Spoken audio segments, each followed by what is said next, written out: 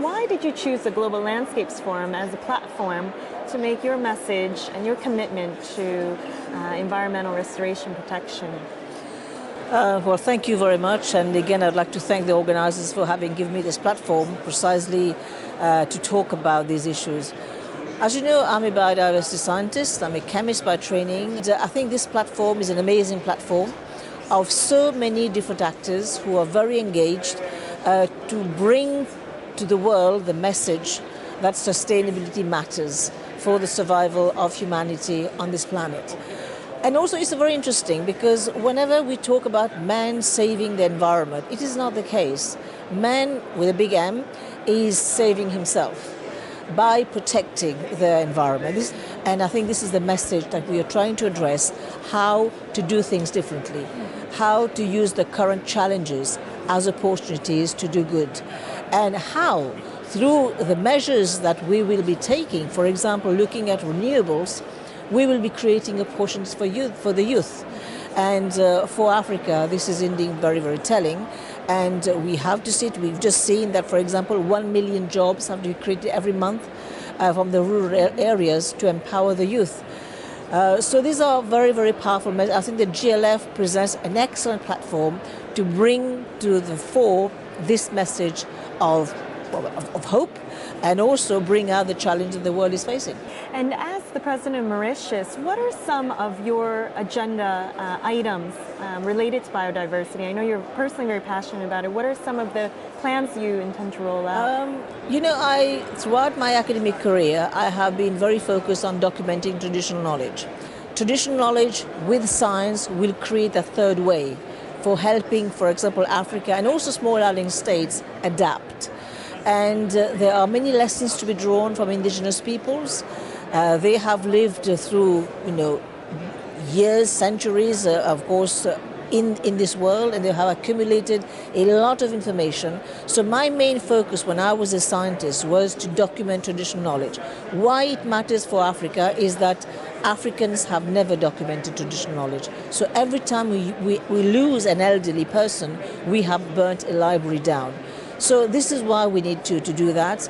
And of course, if you look at the potential of the African continent, it's a blue continent, it's a green continent, it's a continent of many, many perhaps missed opportunities and potential.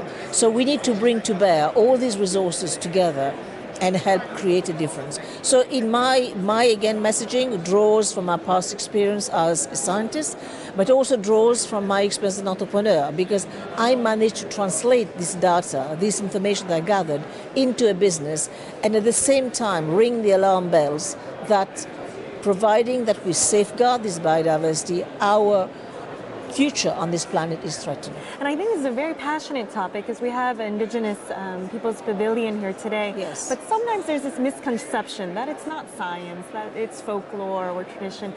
I love the message that you've just shared with us. What do you think are some ways to dispel these myths that Indigenous knowledge is outdated or not relevant? Well, all we have to do is look at the field of medicine. I mean, 60% of the drugs we buy from the market, from the chemist shop, they have as an active ingredient something from the natural world. And now I look very broadly because I also look at antibiotics because for what they stand for. But out of this 60%, 25% comes straight from medicinal plants. And out of these 25%, 33% are trees. So now, when we look at unsustainable harvesting, if we look at the way trees are harvested, we very often harvest the bark. And if we harvest the bark, we are killing off the tree. So to say that traditional knowledge is not linked up to reality, to modern living, I think this is something that we have to debunk.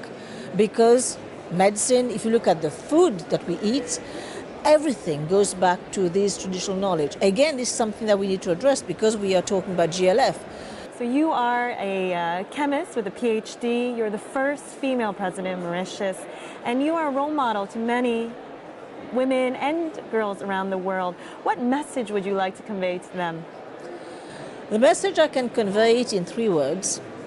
These girls out there have to keep on dreaming. They have to dare. And then they have to get out there and do it. So messaging can be encapsulated in these 3Ds.